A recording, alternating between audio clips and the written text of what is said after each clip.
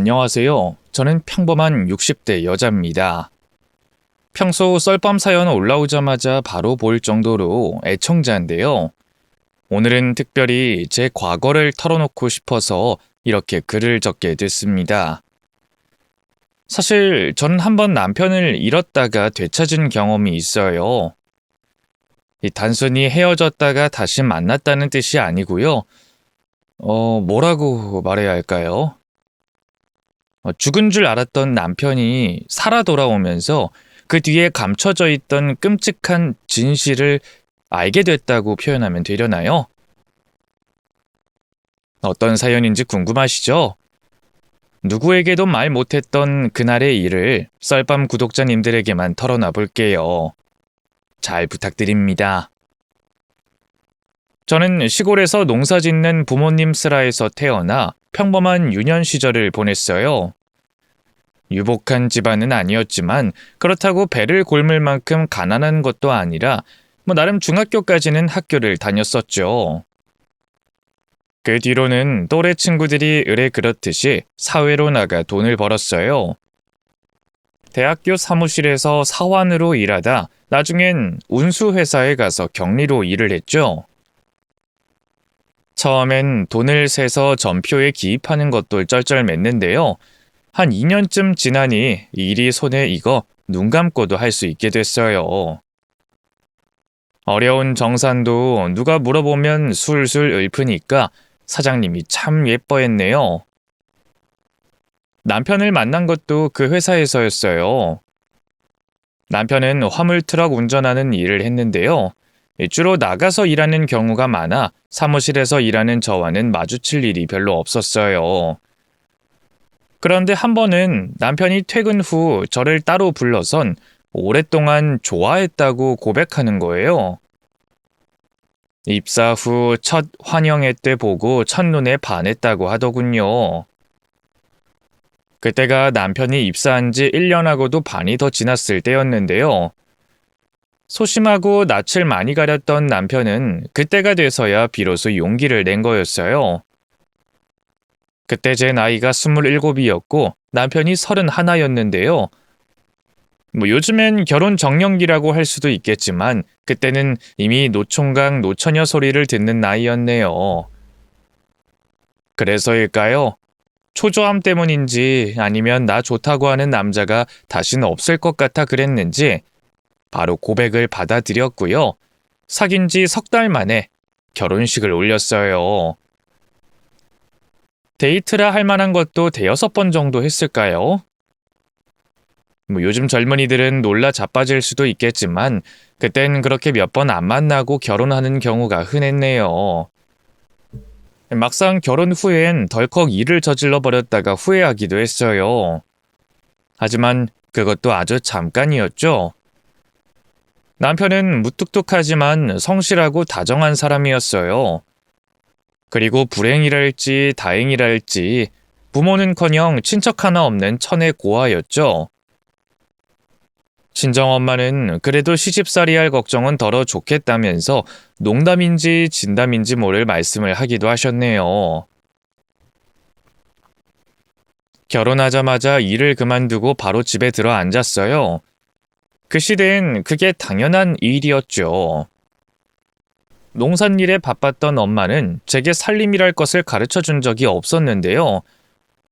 처음엔 아내로서 또 엄마로서 뭘 해야 하는 건지 너무 막막했어요.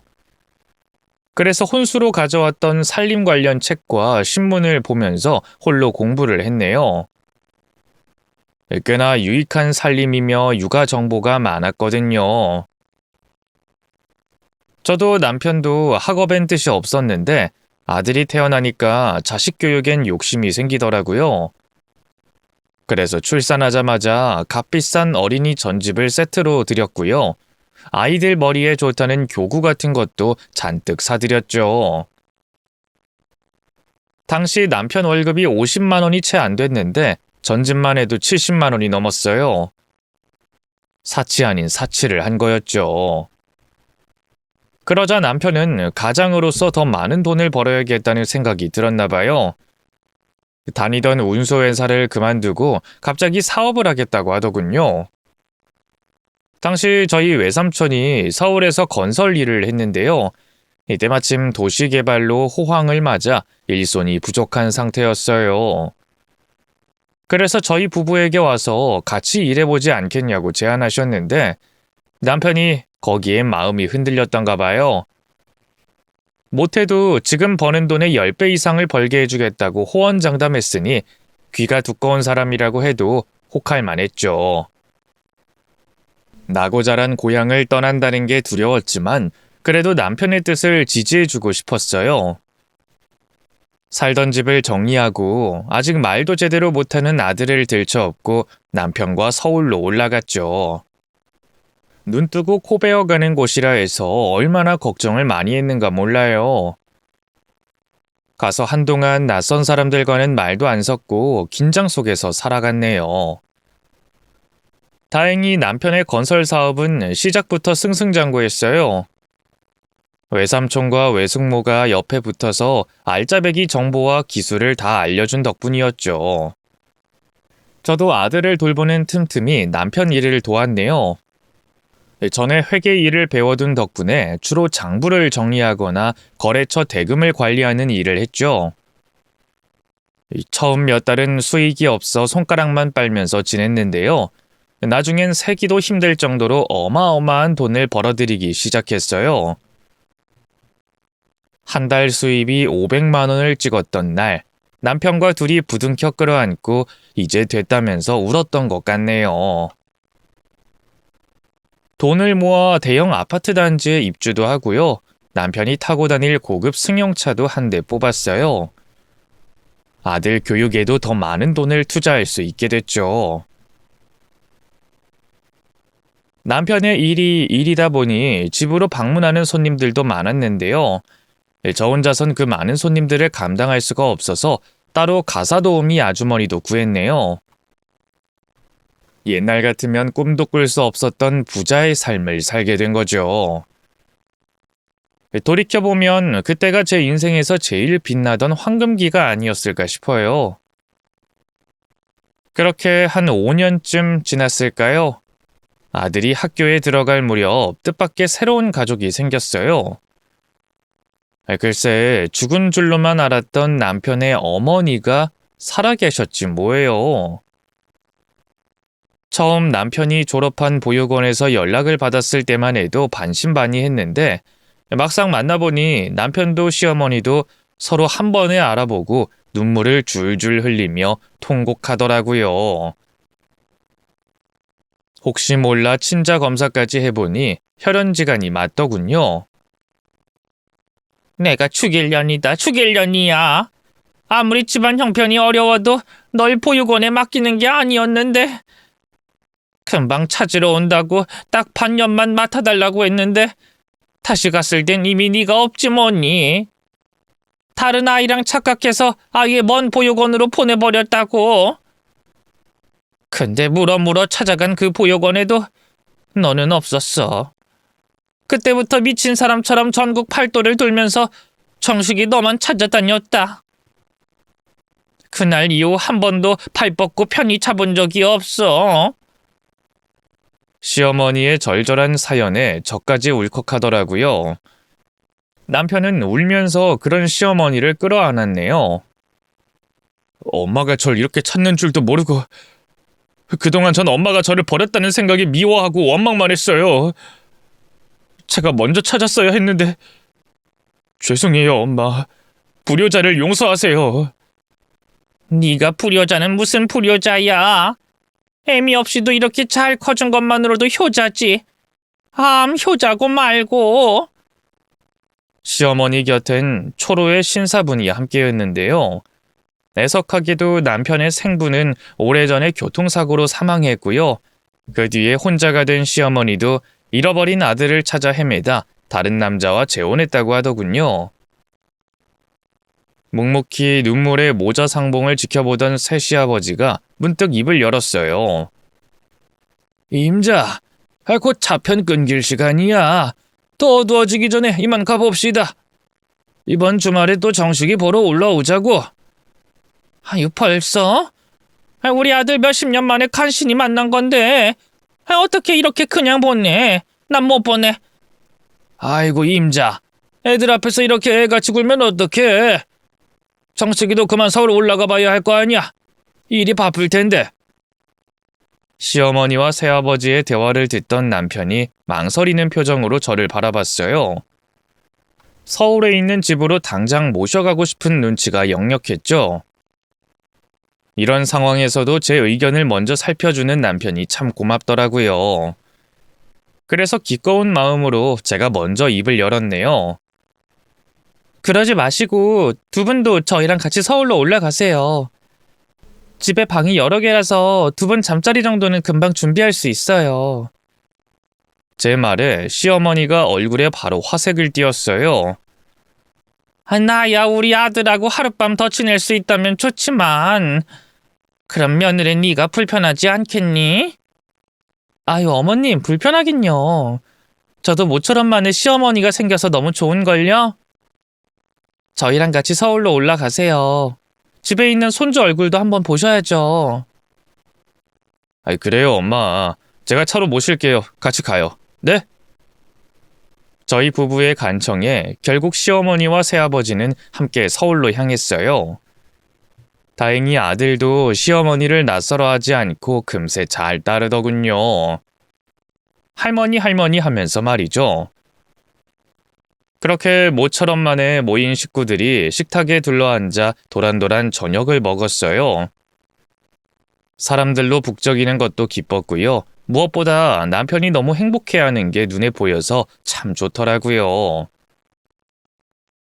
그 뒤로 자연스럽게 시부모님이 사시던 고향집을 정리하고 서울 저희 집으로 오게 됐어요. 남편의 적극적인 바람 덕분이었죠. 갑자기 팔자에도 없는 시댁살이를 하게 됐다고 친정 부모님 걱정이 크셨는데요. 다행히 시어머니도 새시아버지도 모시기 그렇게 어려운 분들은 아니었어요. 오히려 저 대신 아들도 봐주시고 살림도 도와주시곤 했죠. 그런데 새시아버지가 서울에서 운송 사업을 시작하면서 생각지도 못한 갈등이 생겼어요. 시골집을 정리한 것만으론 돈이 모자랐는지 남편에게도 사업 자금을 빌려달라고 하셨는데요. 거절하길 바랬는데 남편은 시어머니의 부탁한다라는 말 한마디에 넘어가 냉큼 3천만 원이라는 큰 돈을 줘버렸어요. 지금도 큰 돈이지만 당시엔 더 어마어마한 액수였죠. 그것만으로도 속이 상하는데 새 시아버지의 돈 요구는 그 뒤로도 계속됐어요. 사업차 사람들에게 접대를 해야 한다. 사무실 구하는 비용이 필요하다 등 갖가지 이유를 대면서 손을 벌렸죠. 그때마다 남편은 곤란해하는 것도 잠시 시어머니가 말 한마디만 보태면 바로 지갑을 열었네요. 물론 밖에서 돈을 벌어오는 건 전적으로 남편이 하는 일이었기 때문에 아녀자인 제가 그 돈에 대해 왈가왈부하는 건 바람직하지 않다고 생각해요. 하지만 애초에 남편이 그렇게 큰 돈을 벌 수 있게 된 것도 저희 외삼촌과 외숙모의 도움이 있었기 때문이잖아요. 또 저도 따로 회계 일로 남편을 돕고 있었고 말이죠. 그래서 참다 남편에게 말했어요. 여보, 사업이란 게 나중에 어떻게 될지 모르는 일인데 우리도 돈을 좀 모아놔야 되지 않겠어? 어머님, 아버님 빌려달라는 대로 그렇게 계속 주면 어떡해. 자식된 입장에서 돈이 없으면 몰라도 있는데 어떻게 안 드려. 두 분이 뭐 허튼 데 쓰시겠다는 것도 아니고 사업하는 데 쓰시겠다는데. 사업이 건실해야 말이지. 아버님 보면 일을 하긴커녕 허구한 날 친구분들하고 어울려 다니면서 술 먹고 기분만 내신다고. 어머님도 그렇고. 우리 영호 클수록 학비다보다 돈이 더 많이 들어갈 텐데 그런 허튼 데 써서야 되겠어? 뭐? 허튼 데? 지금 우리 엄마한테 주는 돈이 허튼 데 쓰는 돈이라는 거야?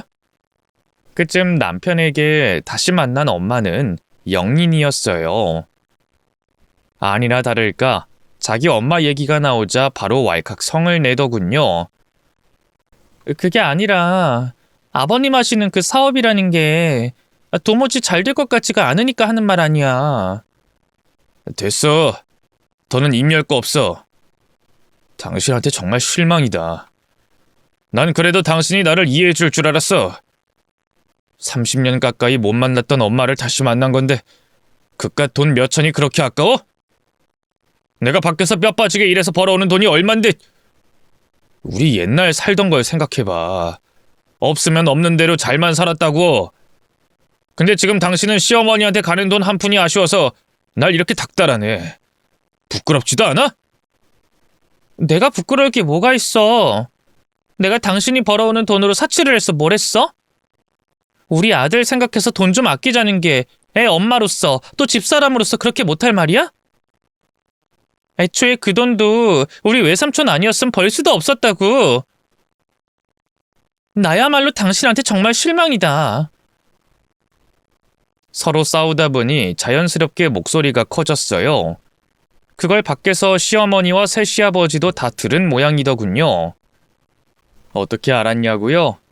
다음 날부터 두 분이 저를 대하는 태도가 바로 냉랭해졌거든요. 특히 시어머니는 아예 대놓고 저를 구박하기 시작했죠. 돈을 아끼고 싶으면 너부터 모범을 보이지 그렇니? 네? 갑자기 그게 무슨 말씀이세요, 어머님?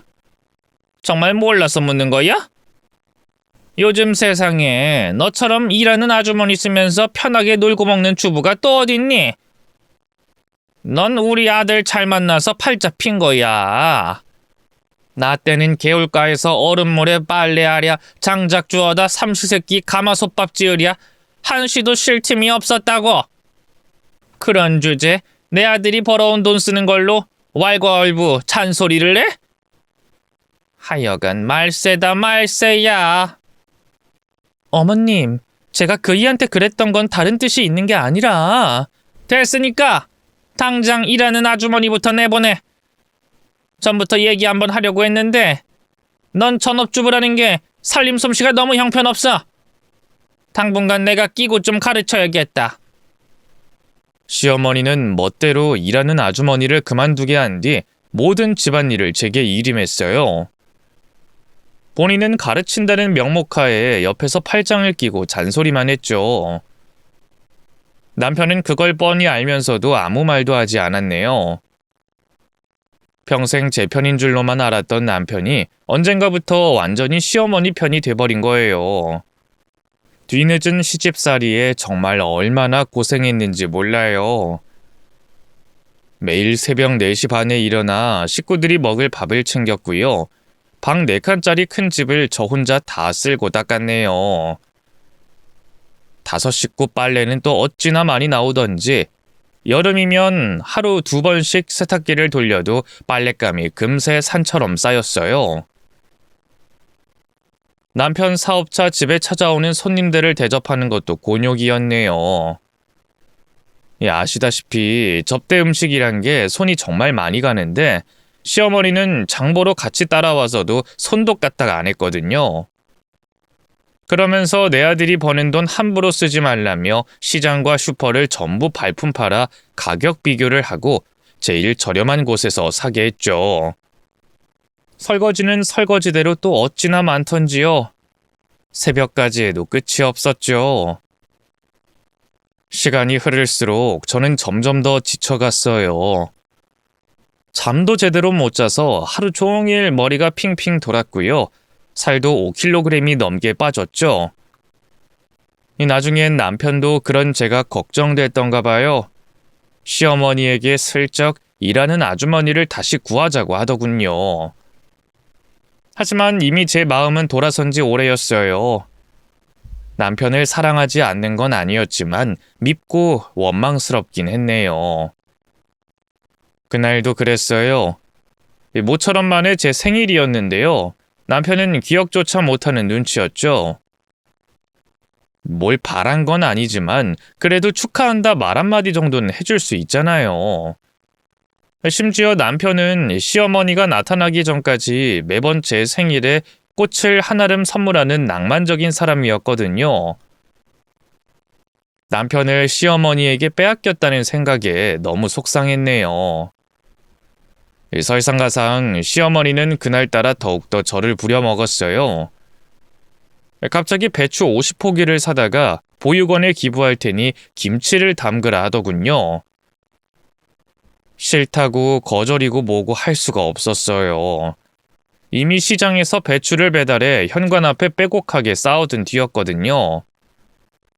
결국 울며 겨자 먹기로 주방에 쭈그리고 앉아 배추를 절이고 양념소를 만드는데 왜 그리도 스스로가 비참하던지요. 그렇게 밖이 컴컴해질 때까지 홀로 얼마나 일했을까요? 현관문이 열리면서 시어머니와 새 시아버지 그리고 남편이 들어오더군요. 들어오자마자 음식 냄새가 진동을 하더라고요. 저를 본 시어머니가 가증스럽게도 두 눈을 동그랗게 뜨더군요. 어머 새아가, 너 왜 전화를 안 받니? 모처럼 만에 외식 좀 할까 해서 정식이 회사 앞으로 찾아갔거든. 넌 전화 안 받아서 결국 우리끼리 먹었다. 집 전화기를 보니 전화선이 뽑혀 있더군요. 시어머니가 일부러 빼둔 게 분명했죠. 따지고 싶지도 않아서 그냥 홀로 방 안으로 들어왔어요. 그러자 남편이 뒤따라 들어와선 한 소리 하더군요. 당신도 참, 애도 아니고 혼자 빼놓고 밥 먹었다고 삐친 거야? 엄마 얘기하는데 그렇게 들어가 버리면 엄마가 얼마나 무안하겠어. 남편의 말을 듣고 있자니 갑자기 속에서 무언가가 욱하고 치밀어 오르더라고요. 뭐? 삐쳐? 내가 그냥 애처럼 유치하게 투정이나 부리는 건 줄 알아? 내가 오늘 하루 종일 이 집에서 뭘 한 줄 알아? 그것도 내 생일에? 악을 쓰다시피 외치자 남편이 흠칫했어요. 제 생일을 까맣게 잊고 있던 게 분명했죠. 아, 당신 생일이 오늘이었나? 미안해. 요즘 엄마 일도 있었고 회사 일도 바빠서 깜빡했네. 말하지 그랬어. 당신 정말 해도 해도 너무한다. 어떻게 나한테 이럴 수가 있어? 생일 한 번쯤은 잊어버릴 수도 있지 왜 그래. 내가 잘못했어. 응? 우리 내일 근사한 레스토랑에서 외식하자. 그러니까 기분 풀어. 됐어, 이거 놔. 변해버린 당신도 싫고 날 괴롭히는 당신 엄마도 싫어. 다 끔찍하다고. 나 영호 데리고 친정 갈 거야. 말리지 마. 자기 엄마 얘기가 나오자 아니라 다를까 또 남편의 얼굴이 굳어졌어요. 여기서 왜 또 우리 엄마 얘기가 나와? 엄마가 당신을 괴롭힌다니 오히려 그 반대잖아. 뭐? 그게 무슨 말이야? 내가 당신 엄마한테 뭘 어쨌는데? 잡아댈 생각하지 마. 내가 아무것도 모르는 줄 알아? 우리 엄마! 아니다. 됐다, 내가 말을 말아야지. 그래, 영호 데리고 친정 가고 싶으면 가. 안 말릴 테니까. 남편은 매사 그런 식이었어요. 매사 갈등이 생기면 풀기보단 묻으려는 사람이었죠. 그때마다 먼저 나서서 꽁꽁 묶인 관계를 매듭을 푸는 건 저였는데 저도 더는 그러고 싶지가 않더라고요. 시어머니가 뭔가 남편과 저 사이를 거짓말로 이간질한 건 분명한데 그걸 굳이 파헤쳐서 따지고 싶지 않았어요. 지 엄마한테 콩깍지가 단단히 씌인 남편이 믿어줄 것 같지도 않았고 말이죠. 그래서 바로 짐을 싸들고 친정 부모님 집으로 내려갔어요. 부모님 가슴에 대못 박는 짓이란 걸 너무 잘 알았지만 전업주부로만 살다 보니 따로 갈 곳이 없었네요. 그렇다고 시부모님과 남편이 있는 그 집에서 지내기엔 죽기보다 더 싫었어요. 그렇게 한 달쯤 지났을까요? 남편에게서 한번 전화가 온 적이 있어요. 늦은 밤이었고 남편은 술을 꽤나 마신 것 같더군요. 가타부타 말없이 그러대요. 당신이 너무 보고 싶은데 돌아와 주면 안 될까? 내가 다 잘못했어. 그 말에 울컥 눈물이 차올랐어요. 흔들렸던 것도 사실이에요. 하지만 그 한마디에 다시 서울로 올라갔다가는 저를 쉬운 여자로 볼까봐 겁이 났어요. 시어머니와 다시 갈등이 생기면 남편은 여전히 제가 아닌 시어머니 편을 들 게 뻔했죠. 그래서 모질게 고작 그 한마디로 내 마음이 풀릴 것 같아? 어림도 없어 하면서 전화를 끊어버렸네요. 다시 전화벨이 울리길 바랬지만 그 뒤로 남편은 다신 전화를 걸지 않았어요. 그렇게 또 두어 달이 흘렀을까요? 평소처럼 아들을 씻기고 밥을 먹이려는데 갑자기 집 유선 전화가 울렸어요. 부모님은 한평생 시골에서 농사만 짓고 사신 분들이라 대낮에도 어디서 따로 연락 올 데가 없거든요. 전화기를 놔드린 것도 제가 연락하려고 그런 거였어요. 혹시 또 남편일까 싶어 두근거리는 마음으로 전화를 받았는데요. 웬걸 남편이 아니라 시어머니더군요.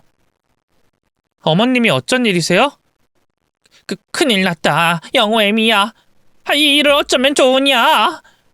영호 애비가 네 아들 정식이가 벌써 며칠째 행방불명이야. 혹시 너한텐 따로 연락 온 거 없었니? 울먹거리는 시어머니의 말에 뒤통수를 한 대 얻어맞은 듯 정신이 멍해졌어요. 무슨 일이 있어도 집에는 꼬박꼬박 귀가하던 남편이었는데 그런 남편이 며칠째 행방불명이라니 겁이 덜컥 났죠. 어머님, 그게 무슨 말씀이세요?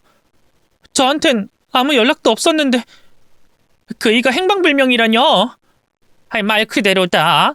연락도 안 되고 집에도 안 들어오고 회사를 찾아가 봐도 소식을 아는 사람이 아무도 없어. 정말 어쩌면 좋을지 모르겠구나. 얼마나 됐는데요? 경찰에 신고는 해보셨어요? 혹시라도 너한테 연락을 했을까봐 아직 안 했는데 이제라도 해야겠지?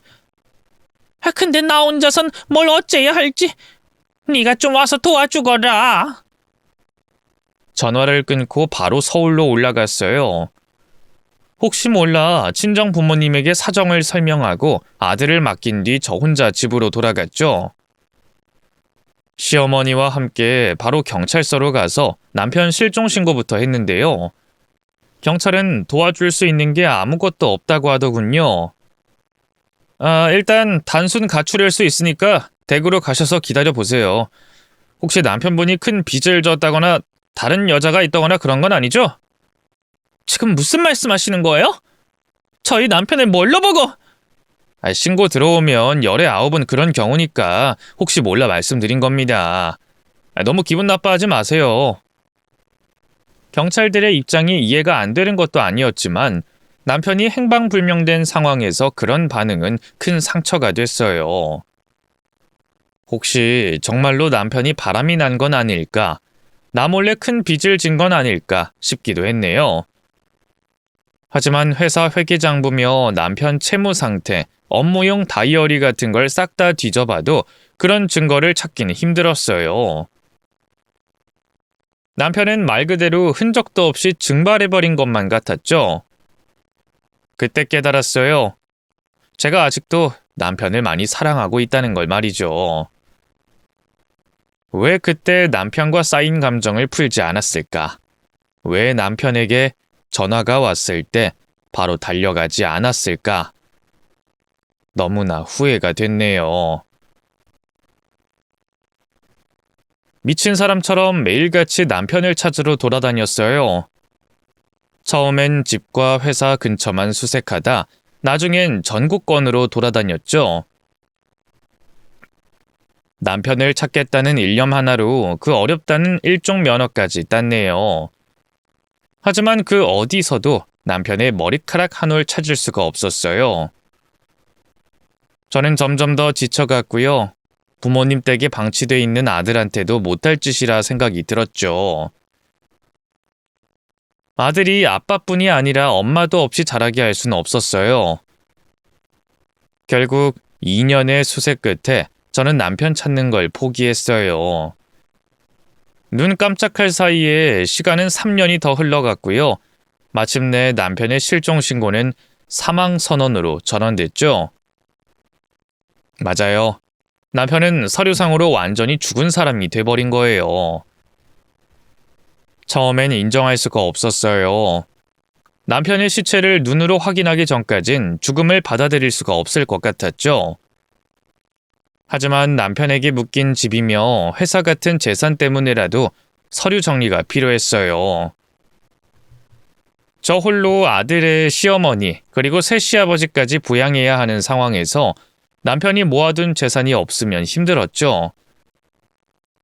결국 저는 남편의 사망 선고를 받아들이고 유산 상속 작업을 마쳤고요.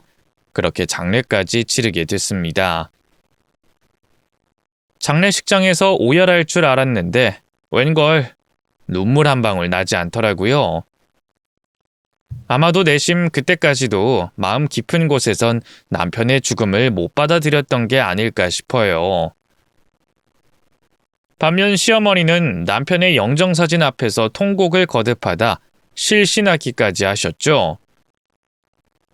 30년 만에 다시 만난 아들을 먼저 떠나보냈으니 그 심정이 오죽하셨겠어요.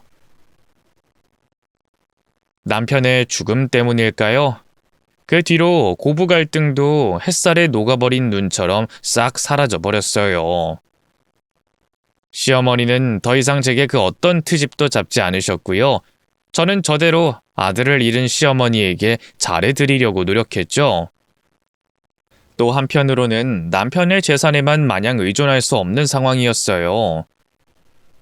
남편이 행방불명된 사이 사업체가 완전히 가동이 중단되면서 손실도 꽤나 컸고요. 새 시아버지와 시어머니가 남편 이름으로 쓴 카드값만 해도 어마어마했거든요. 그 모든 걸 정리하고 나니 여전히 재산은 제법 됐지만 그렇다고 아들 장가 보내고 제 노후를 감당할 수 있을 정도의 액수는 아니었어요. 그래서 부랴부랴 일자리를 알아보기 시작했는데요. 경력 단절된 주부가 할 수 있는 일은 많지 않았어요. 빌딩 청소며 시장 좌판 정리 같은 허드렛 일을 전전하다 마침내 한 식당에서 주방 일을 하게 됐죠. 벌이도 크지 않고 몸도 힘들었지만 차라리 잘 됐다 싶더라고요. 집에 오면 아무 생각도 하지 않고 푹 잠들 수 있었거든요. 일을 하기 전엔 수면제나 술을 먹지 않으면 남편 생각에 도통 잠을 이룰 수가 없었죠. 그렇게 시간은 빠르게 흘러 사계절이 한 바퀴 돌 쯤이었어요. 그쯤에 저는 살던 집을 정리하고 작은 빌라를 얻어 아들과 둘이 살고 있었어요. 시어머니와 새 시아버지에겐 따로 집을 얻어줬고 말이죠. 남편을 생각해서라도 끝까지 모시고 살고 싶었지만 웬걸 두 분이 먼저 따로 살고 싶다 하시더군요. 아무래도 아들 없이 며느리와 살기엔 여러모로 마음이 불편하셨던가 봐요. 그렇다고 해서 저희 사이가 남남처럼 멀어진 건 아니었어요. 오히려 예전보다 더 자주 왕래하며 지냈죠. 시어머니는 자주 손주도 봐주시고요. 때때로 반찬 같은 걸 만들어 가져다 주기도 하셨네요. 남편 잃고 과부가 된 제 처지가 안타까워서일까요? 다시 만난 뒤로는 부쩍 그렇게 잘 챙겨주시더라고요. 감사한 마음에 보답해야지 생각만 하고 정작 실천한 건 뭐가 없었는데요. 어느 날 달력을 보니 시어머니 생신이 얼마 남지 않았더라고요. 때마침 시어머니가 산으로 단풍을 보러 가고 싶다 하시더군요. 잘됐다 싶어서 시어머니에게 생신 기념으로 가족끼리 단풍 여행이라도 다녀오자 했어요. 뭐? 가족 여행? 네. 저희끼리 여행 다녀온 적 한 번도 없잖아요. 아버님이랑 영호 데리고 같이 다녀와요. 제가 운전도 하고 다 할게요. 어머님이랑 아버님은 그냥 몸만 오세요. 아이고, 그럼 나야 고맙지. 세상에, 이게 얼마만의 여행이야? 그래, 날짜는 언제로 할까? 글쎄요. 저 다음 주 월요일에 하루 쉬는데 그때가 어떠세요? 좋다, 좋아. 영감한테도 말해두마. 시어머니가 그렇게 아이처럼 좋아하는 모습을 본 건 처음이었어요. 진작 좀 여기저기 모시고 다닐 걸. 바쁘다는 핑계로 차일피일 미루기만 한 게 너무 죄송하더라고요. 그래서 더욱더 열심히 여행을 준비했어요. 미리 지도를 보면서 코스도 다 짜놓고요. 시어머니가 좋아하실 만한 맛집도 찾아놨죠. 그렇게 여행을 이틀 앞둔 날의 오후였어요. 점심 장사를 막 끝내고 뒷방에서 쉬고 있는데 갑자기 사장님이 저를 부르더군요. 유스네 씨, 잠깐 나와봐. 손님이 찾네. 네? 저를 찾는다고요? 음식에 뭐 머리카락이라도 들어갔대요? 아니, 뭐 그건 아닌데 뭐 할 말이 있나 봐. 손님이 저를 찾을 땐 되게 음식 맛이 별로다, 뭐 음식에 뭐가 들어갔다 하는 항의 같은 걸 할 때였어요. 이번엔 또 뭔 일인가 싶어 찜찜한 마음으로 홀로 나갔는데요. 카운터에서 계산하고 있던 손님이 저를 손짓하더군요. 무슨 일이세요? 그게 말입니다. 어디서부터 어떻게 말해야 할지 모르겠는데. 네? 일은 언제 끝나시죠? 그건 왜요? 일단 일이 끝날 때까지 기다리겠습니다. 도대체 무슨 일 때문에 그러시냐고 물어봐도 계속 일이 끝날 때까지 기다리겠다는 대답만 되풀이하더라고요. 참 이상한 사람이다 싶었네요. 하지만 그것도 잠시. 이내 일이 바빠 그 손님의 존재에 대해선 까맣게 잊고 있었는데요.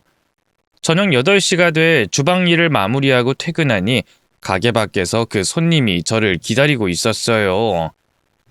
어머 깜짝이야. 아직도 저를 기다리고 계셨던 거예요? 네, 맞습니다. 대체 왜? 그러자 돌아온 대답은 너무나 충격적이었어요. 김정식 씨 아내분이시죠? 아무것도 묻지 마시고 일단 따라오세요. 오시면 다 알게 될 겁니다. 몇 년 만에 듣는 남편의 이름에 심장이 덜컥 내려앉았어요. 5년이 넘는 긴 시간 동안 남편의 행방을 아는 듯한 사람을 만난 건 처음이었죠. 저는 지푸라기를 잡는 심정으로 손님의 손을 잡고 애원했어요. 그게 무슨... 저희 남편에 대해 알고 계세요? 저희 남편 살아있는 건가요? 네? 아무것도 묻지 말라니까요. 일단 조용히 저를 따라오세요. 안 그럼 모든 일이 틀어질 수도 있습니다. 손님의 말에 겁이 덜컥 났어요. 그래서 얼른 고개를 끄덕인 채 잠자코 손님의 뒤를 따라 나섰죠. 지금 생각해보면 무슨 용기였는지 모르겠어요. 그 손님이 남편을 빌미로 저를 해코지하려는 이상한 사람일 수도 있었는데 말이죠. 그 손님의 차를 타고 3시간을 달려 도착한 곳은 작은 모텔이었어요. 모텔 입구로 들어서자 그제야 겁이 덜컥 나 주춤했는데요. 그걸 눈치챈 손님이 저를 안심시키더군요. 걱정하지 마세요. 제가 이상한 마음 먹었다면 인적이 드문 산 같은 곳으로 갔을 겁니다. 이렇게 시내에 있는 모텔이 아니라요. 보세요. 카운터에 사장님도 있고 밖으로 나가면 바로 파출소도 하나 있어요. 정말 창문 너머로 파출소가 하나 보이더라고요. 그제야 안심이 돼 손님의 뒤를 따라갔어요. 손님은 모텔 가장 깊숙한 곳에 있는 방으로 저를 데려갔는데요. 문을 열어보니 그곳엔 그토록 찾아 헤맸던 남편이 있었습니다. 피골이 상접할 정도로 바짝 마르긴 했지만 설마 같이 살붙이고 산 남편을 몰라볼까요? 남편이란 걸 알자마자 정말 얼마나 놀랐는지 몰라요. 꿈인지 생신지 몇 번이나 두 눈을 감았다 떠봤는데요. 정말로 살아있는 제 남편이 맞더군요. 얼떨떨해하는 저를 보던 남편이 한 걸음에 제게 달려왔어요. 그리고 저를 꽉 끌어안더군요. 익숙한 채취와 온도에 뒤늦게 눈물이 왈칵 흘러나왔네요. 정말 당신 맞아? 나 지금 꿈꾸는 거 아니지? 꿈 아니야. 꼭 당신 보러 오려고 했는데 너무 오래 걸렸지? 미안해.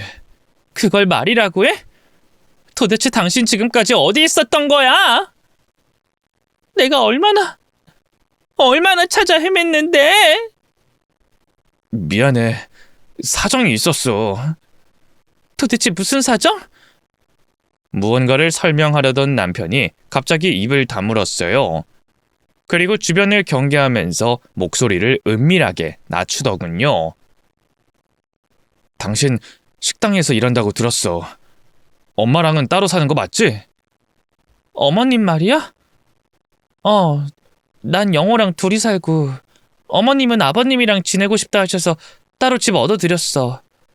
근데 왜? 엄마가 당신한테 뭐 이상한 짓 한 거 없어? 막 죽이려고 한다든가. 그게 무슨 말이야? 어머님이 날 왜... 예전에 나 괴롭히던 것 때문에 그래? 당신 그렇게 실종되고 나선 내게 얼마나 잘해주셨는데 반찬도 해다 주시고 나 일 바쁘면 영어도 대신 봐주시고 다음 주엔 같이 단풍도 보러 가기로 했어. 뭐? 절대 안 돼. 당장 취소해. 남편이 갑자기 버럭 고함을 질렀어요. 평소 자기 엄마라면 끔찍해하던 사람이 갑자기 왜 이러나 싶었죠. 놀란 저를 본 남편이 다급하게 사과했어요. 미안해. 갑자기 소리 질러서. 그치만 엄마랑 여행 가는 건 절대 안 돼. 당장 취소해. 갑자기 왜 이러는 거야? 내가 왜 그동안 행방불명된 채로 살았는 줄 알아? 엄마가 날 죽이려고 했어. 조만간 당신도 죽일 작정일 거야. 당신 몫이 된 내 유산을 노리고 말이지. 남편의 갑작스러운 고백에 심장이 바닥으로 쿵 떨어졌어요. 사지가 얼음물을 뒤집어 쓴 것처럼 덜덜 떨렸죠. 그게 무슨 말이야? 어머님이 당신을 죽이려고 했다니. 말 그대로야. 당신 나랑 싸우고 친정 간 뒤로 내가 너무 힘들어하니까 엄마가, 아니 그 여자가 나한테 같이 여행을 가자고 했어. 그래서 그 여자 남편까지 같이 셋이서 섬으로 여행을 갔는데 모든 게 내 재산을 가로채기 위한 둘의 계획이었어. 수면제를 먹이고 날 교통사고로 위장해서 죽일 작정이었지. 다행히 한밤중에 자다 깨서 둘이 나누는 대화를 듣고 도망쳤는데 중간에 산에서 발을 헛디디는 바람에 바다에 빠졌지 뭐야. 그게 정말이야? 근데 5년 넘게 왜 연락 한 번 안 했던 거야? 바다에 빠졌던 날 구해준 사람이 하필이면 인신매매범이었어. 내 말은 믿지도 않고 그냥 염전하는 노인네한테 팔아버리더라. 노인네 귀도 잘 안 들리면서 힘은 또 어찌나 센지. 거기서 노예처럼 부려지면서 죽어라 일만 했어. 그러다 경찰들 도움으로 탈출할 수 있었던 거야. 뒤에 계신 분이 그때 도와줬던 형사분이셔. 지금에야 인신매매라는 게 사회적인 문제가 돼서 거의 금지되다시피 했지만요. 그때만 해도 서울이든 작은 섬마을이든 암암리에 연고 없는 사람을 사다가 노예처럼 부리는 일이 있었어요. 그런데 내 남편이 그 피해자가 되다니 참 기가 막히더군요. 당신 지금은 괜찮은 거야? 멀쩡해? 멀쩡해. 걱정하지 마 여보. 섬 탈출하자마자 바로 형사님께 사정 설명드리고 서울로 올라온 거야. 혹시라도 그 여자가 당신한테 벌써 해코지했을까봐 얼마나 걱정했는지 몰라. 남편은 저를 끌어안고 무사해줘서 고맙다면서 눈물을 흘렸어요. 저도 그런 남편을 부둥켜 안고 오열하다시피 했죠. 잠시 후 마침내 진정이 된 제가 다시 입을 열었어요. 그럼 이제 어떡해? 다행히 영호는 지금 친정 부모님 댁에 가 있는데 어머님, 아버님, 아니 그 년놈들을 바로 경찰에 신고해야 하나? 아니, 아직은 아니야. 증거가 없어. 뭐? 증거가 없다니? 그 사람들이 날 죽이려고 했던 건 벌써 5년도 더 전의 일이라 내가 행방불명 되면서 관련 증거도 다 없애버렸을 것 같거든. 남은 건 내 증언뿐인데 이게 법정에서 얼마나 효력이 있을지 모르겠어. 형사님의 말도 남편의 말과 크게 다르지 않았어요. 저는 고민 끝에 묘수를 하나 냈죠. 자칫 잘못하면 제 목숨이 위험할 수도 있는 일이었지만 남편이 살아 돌아온 마당에 제가 못할 일이 없더군요. 처음엔 반대한 남편과 형사님도 제 설득에 이내 마음을 돌렸죠. 고마워. 당신만 믿을게. 그날 내가 계속 뒤에서 따라갈 테니까 걱정하지 마. 몸 조심하고. 응, 걱정하지 마. 그렇게 저는 남편과 작전을 짠 뒤 다시 모텔 밖으로 나왔어요. 5년 만에 다시 만난 남편과 또다시 이별하려니 가슴이 너무 아팠지만 다가올 더 큰 행복을 위해서 잠시만 참기로 했죠. 집으로 돌아간 저는 예정대로 여행을 준비했어요. 그리고 마침내 대망의 여행 날이 밝았죠. 아들은 감기가 걸렸다는 핑계로 친정에 두고 왔네요. 혹시라도 위험에 빠뜨리고 싶지 않았거든요. 아무것도 모르는 시어머니와 새 시아버지는 기분이 좋아 보였어요. 제 차 뒤에 나란히 앉아선 시종일관 수다를 떨더군요. 남편을 죽이려고 했던 살인 미수범들과 함께 간다고 하니 심장이 너무 두근거리더라고요. 간신히 진정한 뒤 한 30분쯤 달렸을까요? 시어머니가 갑자기 보온병을 하나 내밀었어요. 어머마, 이거 내가 직접 집에서 내려온 커피다. 비싼 거니까 맛이 좋을 거야. 한번 먹어보렴. 네, 감사합니다, 어머님. 일단 시어머니에게 보온병을 받았어요. 그러자 시어머니는 침까지 꼴깍 삼키면서 제 손에 들린 보온병을 바라보더군요. 그 안에 무언가를 탄 게 분명했죠. 아마 남편을 죽이려고 했을 때 먹인 것과 같은 종류의 수면제가 아니었을까 싶어요. 혹시 계획대로 안 되면 어쩌나 싶었는데 예상대로 시어머니는 알아서 자폭장치를 누르더군요. 설마 저까지 죽이고 남편의 재산을 온전히 차지하려고 들 줄이야. 인간의 욕심은 끝을 모른다더니 정말 무섭더라고요. 보온병 안에 든 커피를 마시려다 실수인 척 차 바닥에 쏟아버렸어요. 그러자 시어머니는 물론 새 시아버지의 얼굴까지 흙빛으로 물들더군요. 아유, 이를 어쩌죠? 어머님이 기껏 타주신 건데 죄송해요. 아유, 아니다. 괜찮아. 너무 마음 쓰지 말거라. 말은 그렇게 해도 당황한 기색이 역력했어요.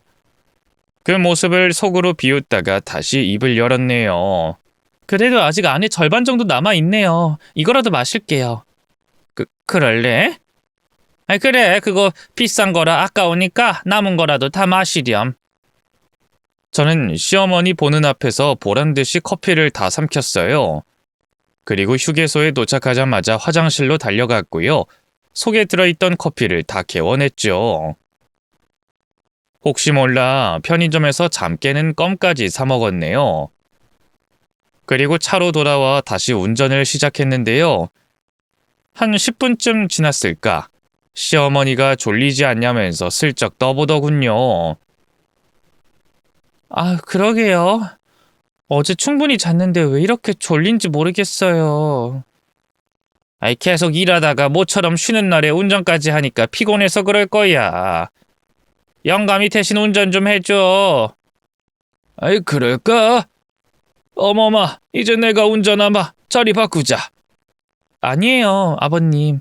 제가 해야죠. 근데 왜 자꾸 잠이 쏟아지지? 저는 억지 하품까지 하면서 혼신의 연기를 펼쳤어요. 그리고 시어머니가 바라는 대로 새 시아버지와 자리를 바꿨죠. 그리고 조수석에 앉자마자 꾸벅꾸벅 조는 척을 했는데요. 제가 잔다고 생각했는지 두 년놈이 순식간에 더러운 민낯을 드러내더군요. 아유, 이 망할년. 잠든 거 맞지? 아까 커피는 왜 쏟아서 사람을 놀래키고 그런데? 아이, 그래도 계획대로 잘 됐잖아. 이번엔 정식이 때랑 다르게 확실하게 죽이자고. 정식이 그놈은 눈치채고 갑자기 도망가서 행방불명되는 바람에 사망 선고 받기까지 얼마나 힘들었어. 아유, 당연하지. 인연은 안 그래도 꼴 보기 싫어 죽을 지경이었는데 잘 됐어. 아주 제대로 밟아줄 거야. 트럭은 준비됐지? 아이, 그럼 미리 다 심어놨어. 이따 땡땡 도로 쪽에서 날 어두워지면 움직이기로 했어. 역시나 두 사람은 저를 남편과 마찬가지로 교통사고로 위장해 죽일 작정이었어요. 둘의 대화를 듣고 있자니 온몸에 절로 소름이 돋더군요.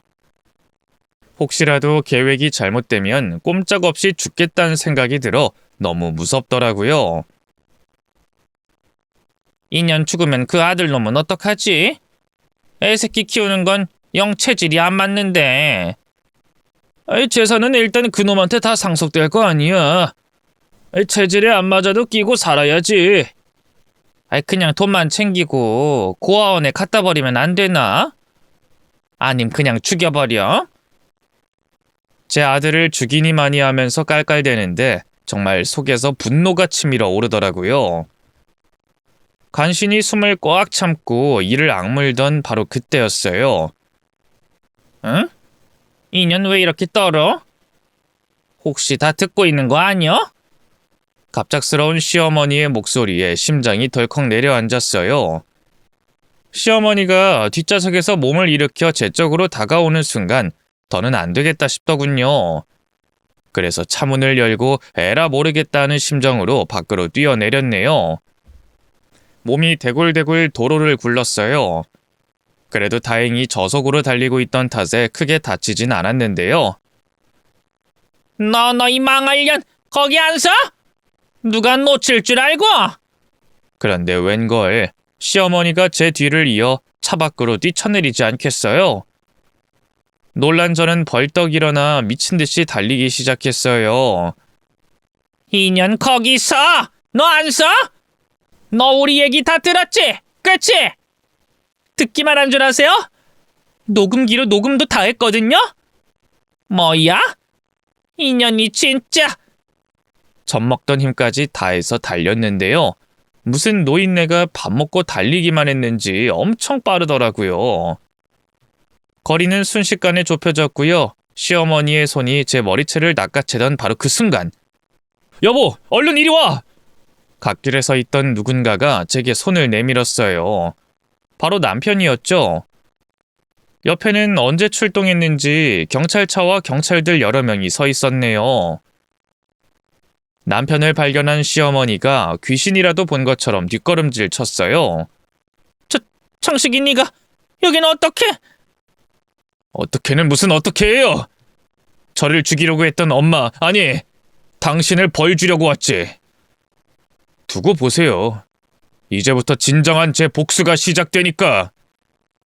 그게 무슨 말이냐? 내가 널 왜 죽이려고 해? 뻔뻔스레 잡아떼려는 시어머니를 보고 있자니 기가 막히더군요. 잡아뗄 생각 마세요. 여기 녹음기에 증거가 다 있으니까요. 제 말에 시어머니의 낯짝이 하얗게 질렸어요. 그리고는 안 되겠다 싶었는지 그대로 몸을 돌려 도주를 시도하더군요. 하지만 시어머니는 이미 도간에 든 쥐나 마찬가지였어요. 차가 쉴 새 없이 달리는 도로에서 도망칠 길은 아무 데도 없었고요. 결국 시어머니는 경찰들 손에 붙잡혀 쇠고랑을 찼죠. 곧 경찰차에 의해 포위된 새 시아버지 역시 처지는 마찬가지였네요.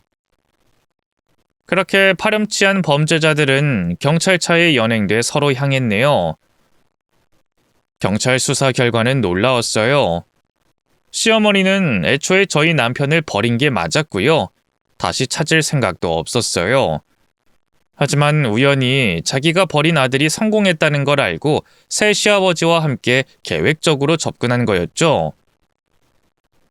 놀랍게도 여기엔 보육원 원장도 얽혀 있었어요. 남편이 사업에 성공한 뒤로 사회 환원도 많이 했는데요. 졸업한 보육원에도 은혜를 갚는다는 생각으로 크고 작은 기부를 많이 했어요. 시어머니가 우연히 그걸 알고 보육원 원장과 말을 맞춰 의도적으로 저희 남편의 정보를 빼냈고요. 그렇게 서울까지 와서 저희 가족을 해하려고 했던 거죠. 처음엔 친모라는 신분을 이용해 등쳐먹을 생각만 했던 것 같은데요. 나중에 제가 아들을 데리고 집을 나간 뒤로 남편도 정신이 들었던가 봐요. 더는 재정적인 지원을 못 해준다고 선을 그었고 그것에 양심을 품은 시어머니와 새 시아버지가 그런 끔찍한 계획을 세웠던 거였죠. 두 사람은 남편 사망 선고 후 제가 나눠준 재산으로는 당연히 성에 차하지 않았어요. 그래서 제가 상속받은 나머지 유산을 노리고 저 또한 죽일 작정을 했던 거죠. 그런 검은 속셈을 가졌으니 그렇게 잘해줬던 거예요. 멋모르고 그런 인간들에게 제 하나뿐인 아들을 맡겼으니 하마터면 아들까지 위험할지도 몰랐다는 생각에 등골이 다 서늘하더군요. 충격적인 진실은 여기서 끝이 아니었어요. 시어머니에겐 드러나지 않은 여죄가 하나 더 있었어요. 앞서 남편의 생부가 교통사고로 죽었다고 했잖아요. 그런데 이것도 시어머니가 보험금을 노리고 계획적으로 죽인 거였어요. 도대체 인면수심에 범죄를 언제부터 저질렀던 건지 너무나 끔찍하더군요. 지리한 재판 끝에 시어머니와 새 시아버지는 실형을 선고받았어요. 특히 시어머니는 전에 남편을 죽였던 살인죄까지 더해져서 꽤 긴 형량을 선고받았죠. 나이대를 고려해보면 아마 그대로 감옥에서 눈을 감지 않을까 싶어요. 새 시아버지 역시 그렇고요. 물론 그렇게 모든 일이 순리대로 풀리진 않을 수도 있다는 건 알아요. 그래서 두 사람이 출소해서 안갚음할 걸 대비해서 법적인 준비도 철저하게 해뒀는데요.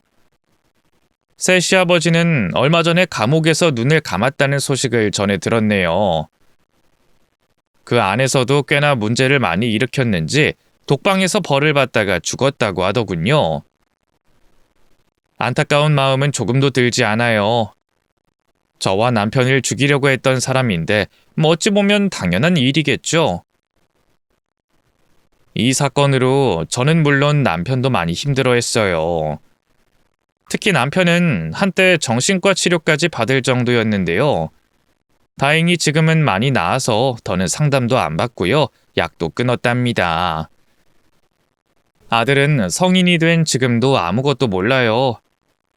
그저 어릴 때 자기 곁에 있던 할머니, 할아버지가 불의의 사고로 하늘나라에 있는 줄로만 알죠. 굳이 진실을 말할 생각은 없어요. 모르는 게 약이란 말도 있으니까요. 굳이 더럽고 추악한 진실을 널리 알릴 필요는 없다고 생각하거든요.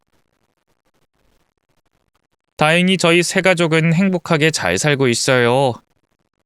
남편은 그 뒤로 사업 재기에 성공했고요. 지금은 그때보다 더 많은 돈을 벌고 있답니다. 고생 끝에 낙이 온다고 과거 일이 저희 부부를 더 단단하게 결속시켜줬는지 그 뒤로 가벼운 말다툼 한 번 한 적이 없네요. 아들도 결혼해서 새 가정을 꾸려 독립했어요. 최근엔 떡두꺼비 같은 손주도 생겼는데요. 남편도 저도 손주 재롱 보는 재미에 푹 빠졌답니다. 주말에 손주 데리고 놀이동산에 가기로 했는데 벌써부터 기대가 되네요. 긴 얘기 들어주셔서 감사합니다. 모두 행복하세요.